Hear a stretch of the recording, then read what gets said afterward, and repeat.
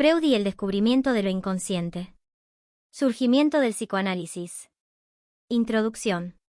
El descubrimiento de lo inconsciente, según Sigmund Freud, representa la tercera herida narcisística en la historia de la humanidad. Si la revolución copernicana había representado la primera herida, desalojando al hombre del centro del universo, y luego la teoría de Darwin lo ubicó como un eslabón más en la evolución, ¿cuál es el plus que arroja el psicoanálisis? Se trata del cuestionamiento a la idea de un sujeto totalmente consciente de sus actos y pensamientos. La modernidad se despliega a partir de la concepción cartesiana de sujeto: yo soy una cosa que piensa.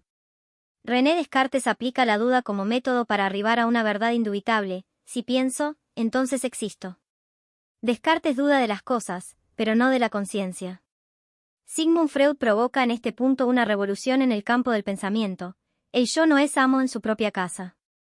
El descubrimiento inicial de los síntomas de las histéricas como padecimientos que dan cuenta de fantasías inconscientes sitúa a Freud en el camino de investigar el complejo mundo del psiquismo a partir de aquello que tropieza, no se recuerda exactamente, se dice o se actúa más allá de una intencionalidad consciente.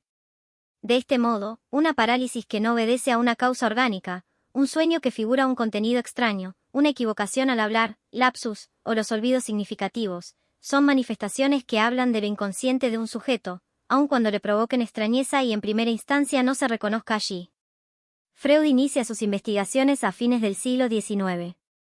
Su teoría surge en la misma época en la que situamos el nacimiento de la psicología como ciencia. Por lo tanto, se encuentra inmerso en el contexto del debate epistemológico, explicación-comprensión, y no es ajeno al ideal positivista preponderante. Descubre algo nuevo, el inconsciente, que es intangible e inobservable, pero se sabe de él por sus efectos. Su desafío consistirá entonces en construir un nuevo objeto de estudio sin exiliarse del campo epistemológico vigente. En este texto les propongo un recorrido por sus inicios en la clínica, registrando la influencia de los maestros que lo marcaron. Desde allí se presenta el modo en el que Freud construye la noción de inconsciente, para concluir ubicando su discurso en el debate epistemológico, explicación-comprensión. Sigmund Freud. Sus inicios, la etapa preanalítica. En aquellos años no había sentido una particular preferencia por la posición y la actividad del médico, más bien me movía una suerte de apetito de saber, pero dirigido más a la condición humana que a los objetos naturales. Freud, Sigmund. Presentación autobiográfica, 1925. Sigmund Freud nace en Moravia, un poblado de Checoslovaquia, en el año 1856. A los 4 años de edad se muda con su familia a Viena, ciudad en la que desarrollará la mayor parte de su obra y desempeño profesional. Ingresa a la universidad en 1873 para estudiar medicina, obteniendo el título de médico en 1881. En la universidad, aún siendo estudiante, se forma con Ernst Brücke, en su laboratorio de fisiología. Los primeros escritos freudianos versan sobre la fisiología del sistema nervioso. No se sentía causado por la tarea médica en sí misma, su interés residía en la investigación. En palabras de Freud, 1925, no me atraían las disciplinas realmente médicas, con excepción de la psiquiatría. Por cuestiones económicas, Brücke le aconseja abandonar el laboratorio e ingresar al Hospital General de Viena en el año 1882. Allí Freud estudia anatomía del cerebro y conoce más tarde a Meinert, profesor de neuroanatomía que gozaba de reconocimiento y prestigio. Pero el giro fundamental en su formación se produce en 1885, cuando obtiene una beca para viajar a París y estudiar en la Salpêtrière con Charcot. Charcot y el encuentro de Freud con la clínica de la histeria. Jean-Martin Charcot, 1826 a 1893, neuropatólogo, tiene el gran mérito de haber llevado a cabo un ordenamiento clínico en la Salpêtrière, estableciendo diferencias diagnósticas entre la histeria y las enfermedades nerviosas. Hasta ese momento, los pacientes convivían en pabellones recibiendo a menudo el mismo tratamiento, sin que estuviera presente la discriminación entre una dolencia de causa neurológica, epilepsia, o de causa psíquica, histeria. El diagnóstico de histeroepilepsia abarcaba padecimientos de índole distinta. Cabe señalar que en cuadros histéricos pueden aparecer convulsiones, hecho por el cual la confusión diagnóstica encontraba cierta justificación. Charcot se propone entonces investigar esta diferencia y parte para ello de un criterio pragmático. El bromuro de potasio actúa en los cuadros de epilepsia, pero en cuadros de histeria no evidencia efecto alguno. Por otra parte, la presión de ciertos puntos del cuerpo en pacientes histéricas desencadenaba ataques similares a las convulsiones epilépticas. Charcot nombra puntos histerógenos a estas zonas del cuerpo, conceptualización retomada después por Freud al enunciar la idea de un cuerpo erógeno, libidinizado, deseante, que trasciende el organismo viviente, soma. Con ayuda de la hipnosis o sueño artificial provocado, Charcot procurará reproducir el estado patológico, cerciorándose así de que se trata de una histeria. Es decir, si el sujeto es permeable al efecto de la hipnosis para provocar síntomas, la causa no es neurológica.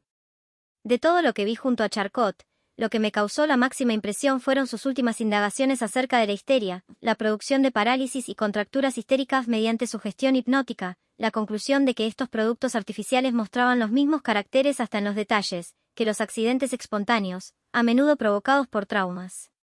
Freud S. Presentación autobiográfica, 1925. Con esta enunciación, Freud rescata de Charcot que la hipnosis puede operar como un instrumento diagnóstico eficaz para identificar los cuadros de histeria y procurar un tratamiento diferencial. Bernheim y el experimento de sugestión poshipnótica. Un viraje decisivo para Freud se produce al viajar a Nancy en 1889. Allí observa los experimentos de sugestión hipnótica de Hippolyte Bernheim, médico abocado a investigar la sugestión como un mecanismo psicológico presente en todos los sujetos. Bernheim rechaza el nexo necesario entre histeria e hipnotizabilidad, señalando que la sugestión sería una condición presente en el psiquismo y no propiedad exclusiva de la histeria. En este sentido, difiere de las enseñanzas de Charcot, para quien el hipnotismo se trataba de una suerte de neurosis experimental, susceptible de ser provocada en histéricos. Lo que Freud toma de Bernheim es la concepción ideodinámica, es decir, que una idea comunicada a través de la sugestión tiende a convertirse en un acto, tiene efectos. En el texto, Nota sobre el concepto de lo inconsciente en psicoanálisis, 1912, Freud detalla el experimento de Bernheim de la siguiente manera. En ese experimento tal como lo ha realizado Bernheim, una persona es puesta en estado hipnótico y despertada luego.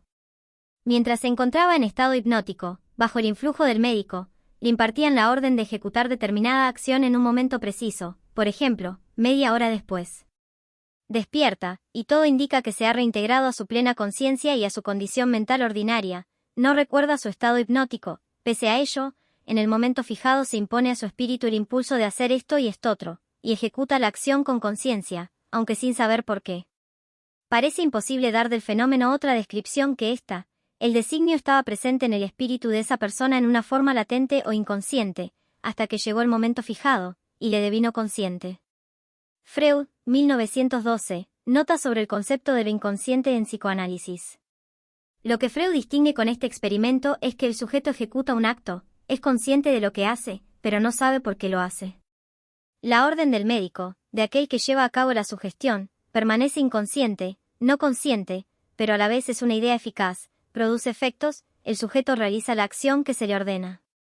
Esta concepción va a resultar decisiva para Freud al formular la noción de inconsciente y le va a permitir arribar a una explicación metapsicológica de los síntomas. Freud S. 1910, primera conferencia, la vida anímica de los pacientes histéricos se nos muestra llena de ideas eficaces, pero inconscientes. De ellas proceden todos los síntomas. Cuando un sujeto padece un síntoma, parálisis de un brazo, por ejemplo, es consciente de su padecimiento, pero no sabe por qué le sucede. Se trata de reconstruir entonces, en el dispositivo analítico, las determinaciones inconscientes de ese síntoma. Como consecuencia de esta experiencia con Bernheim, Freud va a efectuar un viraje del hipnotismo a la sugestión. Este pasaje supone concebir a la sugestión como una disposición general en la condición humana, y no como una propiedad exclusiva de algún cuadro patológico. Asimismo, rescata la relación de la sugestión con la presencia de una acción psíquica o idea. Con Bernheim, Freud descubre la noción de casualidad psíquica y esto le brinda una vía privilegiada para formular su noción de inconsciente. El encuentro con Breuer, actuar sobre el síntoma. Entre 1880 y 1882, en el tramo final de su carrera, Freud entabla contacto con Joseph Breuer, médico vienés, a quien asiste en el tratamiento de una paciente histérica, nombrada en las publicaciones clínicas como Anna O. Se trataba de una joven de 21 años que presentaba síntomas diversos, parálisis rígida de pierna y brazo derechos, anestesia de miembros de modo alternado, alteraciones de la visión, tos nerviosa, repugnancia a los alimentos, incapacidad de beber. Padecía también de estados de ausencia y pérdida de la capacidad de hablar. El complejo de síntomas no podía explicarse desde una causa orgánica, y tanto Breuer como Freud advirtieron que los síntomas comenzaron en un tiempo en el que la paciente estuvo al cuidado de su padre enfermo. Habíase observado que la paciente en sus estados de absence y alteración psíquica acostumbraba a murmurar algunas palabras que hacían el efecto de ser fragmentos arrancados de un contexto que ocupaba su pensamiento. El médico se hacía comunicar esas palabras, y sumiendo a la enferma en una especie de hipnosis, se las repitió para incitarla a asociar algo a ellas. Freud S. 1910, primera conferencia. Breuer apela a la hipnosis para fundar el método catártico, a saber, encuentra un modo de intervención sobre los síntomas en la histeria. Parte de esas palabras, comunicadas por la paciente para reconstruir recuerdos que habían sido olvidados, recuerdos referidos a vivencias traumáticas. Tratábase de fantasías hondamente tristes, que tomaban su punto de partida de la situación de una muchacha junto al lecho en que yacía su padre enfermo. Cuando la paciente había relatado de este modo cierto número de tales fantasías, quedaba como libertada de algo que la oprimía y retornaba a la vida psíquica normal. Freud S. 1910, primera conferencia. En este primer momento de su descubrimiento, Freud enuncia la teoría traumática para explicar el origen de los síntomas histéricos. Concibe al trauma como un hecho penoso vivido por el sujeto, dotado de un monto de afecto hiperintenso, que no encuentra vía de descarga. Esta vivencia traumática queda reprimida y es lo que produce los síntomas. ¿Cuál es la importancia de Breuer en la fundación del psicoanálisis? Su aporte fundamental reside en orientar a Freud en el camino de encontrar un modo de intervención terapéutica. En palabras de Paul Laurenta Saun, 2005, si bien Charcot enseñó a Freud a ver, puede decirse que Breuer le enseñará a actuar sobre el síntoma. Mientras que para Charcot la hipnosis era un medio de demostración clínica, para Breuer se constituye en un dispositivo terapéutico. El método catártico empleado por Breuer nos remite a la idea de catarsis, término que entraña la idea de descarga o purificación. Si es una vivencia traumática la que produce los síntomas, se infiere que dicha vivencia está saturada de afecto, es decir, que el sujeto soporta un estado de tensión o intensos montos de excitación que no puede descargar o tramitar. Esos montos de afecto se enlazan a una representación de una parte del cuerpo y producen así los síntomas somáticos en la histeria. Operan como una fuente continua de excitación, produciendo inervaciones e inhibiciones que afectan alguna parte del cuerpo. Este proceso recibe el nombre de conversión histérica. El trabajo que efectúa Breuer con Ana procura, precisamente, liberar esos afectos a través del despliegue de la palabra, es decir, instándola a hablar, para lograr así la progresiva resolución de los síntomas a través de la abreacción o descarga de tensión psíquica. La llamada talking cure se constituye como ese trabajo de elaboración de hacer consciente lo inconsciente, de este modo primero, procurando la repetición del suceso traumático a través del recuerdo, para desbloquear el montante de afecto retenido. Importancia de la etapa preanalítica. A partir del desarrollo efectuado de los inicios de Freud, ¿cómo articular los aportes de Charcot, Bernheim y Breuer en el descubrimiento de lo inconsciente? Con Charcot, Freud inicia el viraje de la medicina al psicoanálisis, al ubicar como enigma el síntoma histérico, desprendiendo su causa del orgánico. En la escuela de Nancy, es decisivo para Freud presenciar el experimento de sugestión poshipnótica de Bernheim, en tanto descubre allí que una idea no consciente puede provocar efectos. Acuña la noción de la representación inconsciente como idea eficaz. Al asistir a Breuer en su trabajo terapéutico con Ana el método catártico ofrece a Freud la vía para pensar que el descubrimiento de lo inconsciente no es solo un descubrimiento teórico sino también clínico y terapéutico. Es posible entonces elaborar una teoría que dé cuenta de la estructura del psiquismo, explicando así la formación de síntomas, y a la vez proponer una terapéutica para intervenir sobre dichos síntomas. El inconsciente y CC, freudiano. En el texto, algunas observaciones sobre el concepto de lo inconsciente en psicoanálisis, 1912, Freud nos brinda 3 explicaciones acerca del inconsciente.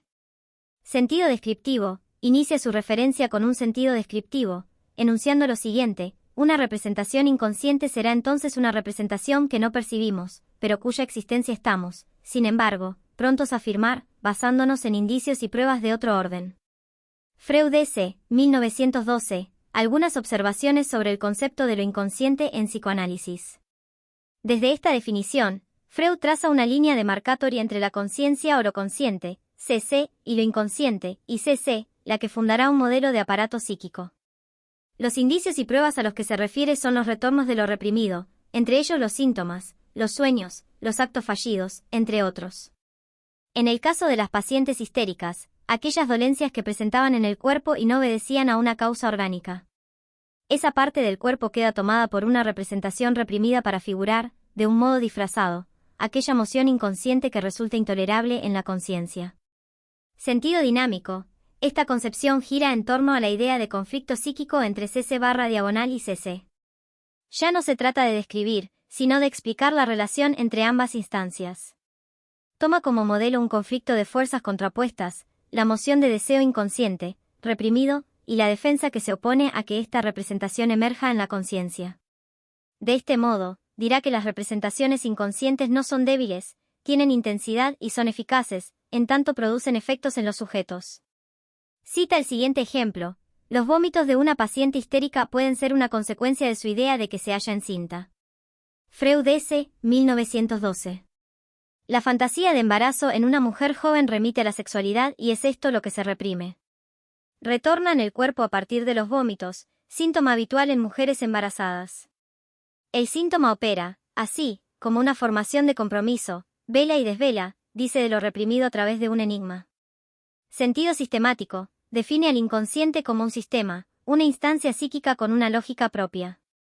Al enunciar este sentido, establece los cimientos para el primer modelo de aparato psíquico, que lleva por nombre un grado primera tópica. En este modelo distingue tres instancias psíquicas, CC-pre-CC y CC, consciente, preconsciente, inconsciente. Noción de aparato psíquico. Según Braunstein N. 1975, la noción de aparato psíquico es una construcción teórica, una metáfora que le permite a Freud arribar a la comprensión de cómo se organiza el proceso de producción de conciencias y conductas. Freud elabora dos modelos de aparato psíquico, a los que llama primera tópica, consciente, preconsciente, inconsciente, y segunda tópica, yo-ello, super-yo. Tópica proviene del griego topoi, que significa lugar. Alude a la idea de lugar psíquico, instancia psíquica, que habla de una cierta lógica de funcionamiento, una operatoria. No tiene una realidad anatómica. Conviene detenernos en la 1 grados tópica, en la cual Freud establece la diferencia entre tres instancias psíquicas. Consciente, CC es la instancia vinculada a la percepción. Una representación consciente es aquella que se encuentra aquí y ahora, en la percepción de un sujeto. Preconsciente, pre-CC es la instancia en la que se sitúan las ideas latentes, esto es, aquellas ideas que momentáneamente no están en la conciencia, pero son susceptibles de hacerse conscientes porque no están reprimidas. Son aquellas ideas que rápidamente podemos recordar, en tanto pueden acceder a la conciencia al no resultar intolerables. Ambas instancias, pre-CC-CC, responden a una misma lógica o operatoria, que suele entrar en conflicto con la instancia inconsciente. Inconsciente, y CC es la instancia en la que se sitúan las mociones de deseo sobre las cuales operó la represión, al tratarse de mociones de deseo incestuoso o parricida, deseos prohibidos por la cultura. Dichas mociones de deseo, que remiten a la sexualidad infantil, pujan por emerger en la conciencia, pero pueden hacerlo bajo la condición de la desfiguración. Las formaciones del inconsciente, sueños, actos fallidos, síntomas, lapsus, en tanto vehículos de acceso a lo inconsciente, son efectos de esta desfiguración, hablan de las mociones reprimidas bajo cierto disfraz o enmascaramiento. De otro modo, serían insoportables para el sujeto y producirían horror.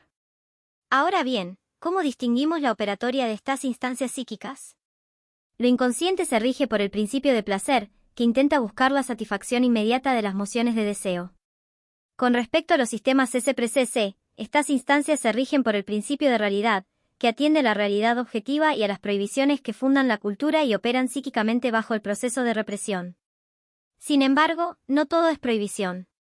Este principio instaura también la posibilidad de la espera, de proponer un rodeo, para la realización del deseo, en contrapunto a la exigencia de la inmediatez. Ahora bien, el interjuego entre ambos principios, principio de placer y de realidad, en el cual uno hace de límite al otro, es lo que causa el conflicto psíquico que es constitutivo del psiquismo.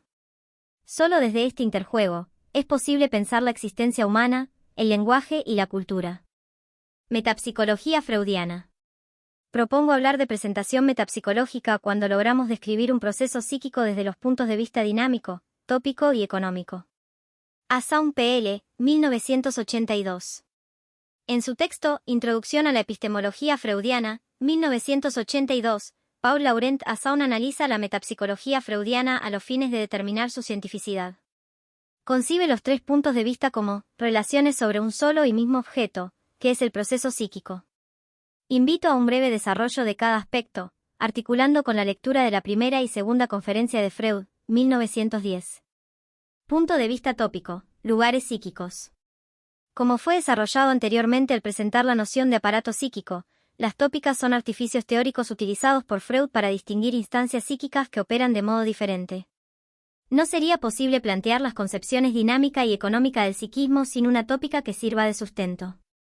En la primera conferencia, 1910, Freud expone el caso de Anna O. y esboza allí los rudimentos de la primera tópica al distinguir los S de lo y se fundamenta la aparición de los síntomas en la paciente de Breuer argumentando que existían fantasías y recuerdos procedentes de lo y se que los determinaban.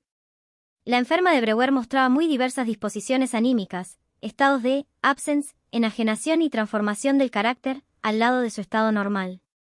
En este último no sabía nada de las escenas patógenas ni de su relación con sus síntomas, habiéndose olvidado las primeras o, en todo caso, destruido la conexión patógena. Freud S. 1910, primera conferencia, López Ballesteros. Freud alude a la conciencia en este párrafo bajo la expresión, estado normal. Esto no supone que el inconsciente sea patológico, en tanto es constitutivo de todo psiquismo. Se trata de cierto afán didáctico de Freud para explicar a su auditorio que hay dos instancias psíquicas que operan de modo diferencial. En este texto no precisa las características del sistema se simplifica el modelo para su transmisión. Cuestiona las nociones vigentes en la época de fenómeno de doble conciencia y estados hipnoides, marcando diferencias con Breuer. Defiende la noción de inconsciente como sistema con una lógica y operatoria propia. Punto de vista dinámico, fuerzas psíquicas. En la segunda conferencia, 1910, articula los abordajes tópico y dinámico utilizando como recurso la metáfora del hombre que perturba una conferencia. Relata que se podría pensar en ese auditorio en una persona que interrumpa, no deje hablar y genere así una situación embarazosa. Por este motivo se decide expulsarlo de la sala. Con este ejemplo sencillo procura ilustrar el concepto de represión, que consiste en desalojar de la conciencia aquellas representaciones que generan angustia. Originábase así un conflicto, una lucha interior, cuyo final era que la representación que aparecía en la conciencia llevando en sí el deseo, inconciliable, sucumbía a la represión, siendo expulsada de la conciencia y olvidada junto a los recuerdos a ella correspondientes. Freud S. 1910, segunda conferencia, López Ballesteros. Freud señala que la represión siempre fracasa en un punto. La representación reprimida puede retornar por otras vías, mediante formaciones sustitutivas, a saber, síntomas, sueños, actos fallidos, chistes, lapsus. Se trata de retornos de lo reprimido, que resultan de una transacción entre un impulso que tiende a la satisfacción de un deseo inconsciente y procesos de represión que se le oponen. Con esta idea, instala la noción de conflicto psíquico como un hecho constante y constitutivo del psiquismo. Punto de vista económico, energía psíquica. El aparato psíquico para Freud no es estático, supone movimiento. Este resulta del conflicto de fuerzas, dinámica, pero a la vez del desplazamiento de cargas energéticas, economía. A las representaciones se le suma un montante de afecto. Podemos vislumbrar esta economía en la primera conferencia, 1910, cuando Freud desarrolla su análisis sobre Anna O. En ese momento habla del trauma como un suceso saturado de afecto y explica la aparición de los síntomas histéricos del siguiente modo. La enferma de Breuer tuvo que reprimir, en casi todas las situaciones patógenas, una fuerte excitación, en lugar de procurarse su normal exutorio por medio de la correspondiente exteriorización afectiva en actos y palabras. Freud S. Primera conferencia, 1910. El método catártico es planteado como una intervención terapéutica en esta economía. Utiliza el término reacción para designar esa catarsis, proceso de descarga de esas cantidades de excitación que no estaban tramitadas. Freud, 1910, el destino de estos afectos, que pueden considerarse como magnitudes desplazables, era, por tanto, lo que regula así la patogénesis como la curación. Cargas, montantes de afecto, magnitudes que se pueden derivar o desplazar, cantidades de excitación, procesos de descarga, todas estas expresiones nos van a permitir pensar la posición adoptada por Freud en torno al debate epistemológico explicación-comprensión. Filiación epistemológica del psicoanálisis. La importancia de la obra de Freud deviene sin duda de la impureza misma de sus conceptos. Es en el interior del sistema freudiano que se produce ese gran trastocamiento de la psicología. Es en el curso de la reflexión freudiana que el análisis causal se transformó en génesis de significaciones, que la evolución dio lugar a la historia, y que la exigencia de analizar el medio cultural sustituyó al recurso a la naturaleza. Foucault M. 1957, La psicología de 1850 a 1950, en Dietz-et-Écrits, París. Michel Foucault realiza una lectura de la historia de la psicología destacando las tensiones en la misma. Sitúa su origen en las ciencias de la naturaleza, denotando una preocupación inicial por desarrollar hipótesis explicativas, determinar relaciones cuantitativas y formular leyes generales. Pero señala esta paradoja, por el cuidado de la realidad objetiva, fue llevada a reconocer en la realidad humana algo diferente de un sector de la objetividad natural. Foucault, 1957, p. 120. Es decir, el mismo método de las ciencias naturales conduce a la psicología a reconocer la complejidad de su objeto de estudio, que cede el marco planteado por estas ciencias. En consecuencia, se torna necesario encontrar nuevos principios que orienten su tarea. El descubrimiento del sentido será una nueva problemática que abrirá una vía distinta para abordar lo psíquico. A la explicación propuesta por las ciencias de la naturaleza se contrapone una nueva operatoria, la comprensión, sostenida por las ciencias del espíritu. Ya no se trata de buscar leyes generales, sino de rescatar la singularidad de la historia del individuo, comprender su conducta a través de una inmersión en lo psíquico. Descubrir el sentido, comprender, interpretar. ¿Qué lugar para la teoría freudiana en esta paradoja? Existen consideraciones diversas acerca de la filiación epistemológica del psicoanálisis. Excede la propuesta de este texto realizar un análisis exhaustivo del tema. Siguiendo la lógica planteada en la asignatura, interesa rescatar algunos aportes que problematicen lo siguiente. Freud inscribe su teoría en las ciencias de la naturaleza o en las ciencias del espíritu. Según Paul Laurenta Saun, 1981, fue Freud quien defendió un lugar para el psicoanálisis en las ciencias de la naturaleza. Realiza un estudio minucioso del recorrido freudiano, destacando las influencias de fisiólogos como Herbart, von Helmholtz y Fechner. Se detiene particularmente en la concepción económica de la metapsicología de Freud para señalar lo siguiente: carga, descarga, abreacción, quantum de afecto, libido. El vocabulario freudiano encuentra sin cesar esa connotación energetista. Si bien Saun reconoce la importancia de la hermenéutica en la obra freudiana, enfatiza el aspecto energético como factor decisivo para situar al psicoanálisis en un modelo que prioriza la explicación. Por otro lado, Paul Ricoeur, 1970, aboga por un lugar de entrecruzamiento para el psicoanálisis. Los escritos de Freud se presentan a la primera mirada como un discurso mixto, incluso ambiguo, que lo mismo enuncia conflictos de fuerza que serían de la competencia de una energética, como relaciones de sentido que corresponderían a la jurisdicción de una hermenéutica. Ricoeur p. 1970, Freud, una interpretación de la cultura.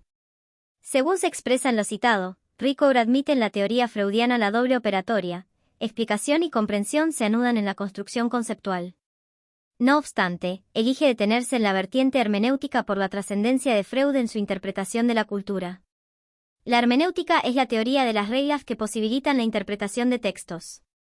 Es el lugar de los símbolos o del doble sentido, por esto se articula el lenguaje.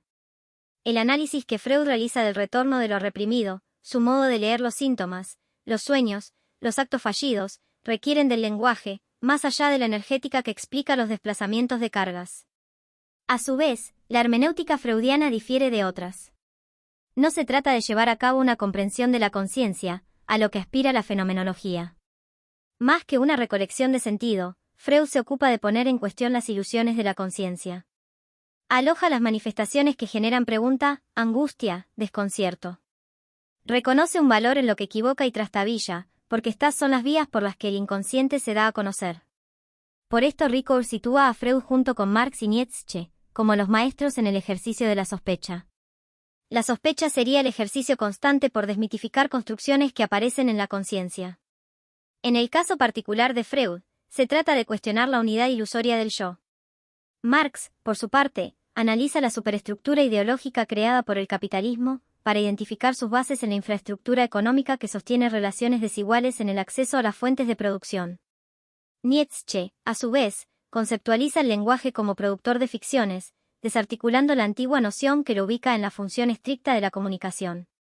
Desde la cátedra de Introducción a la Psicología nos interesa rescatar la trascendencia de la obra freudiana al proponer un abordaje distinto del psiquismo, que provoca un descentramiento y funda el estudio de fenómenos no contemplados hasta el momento.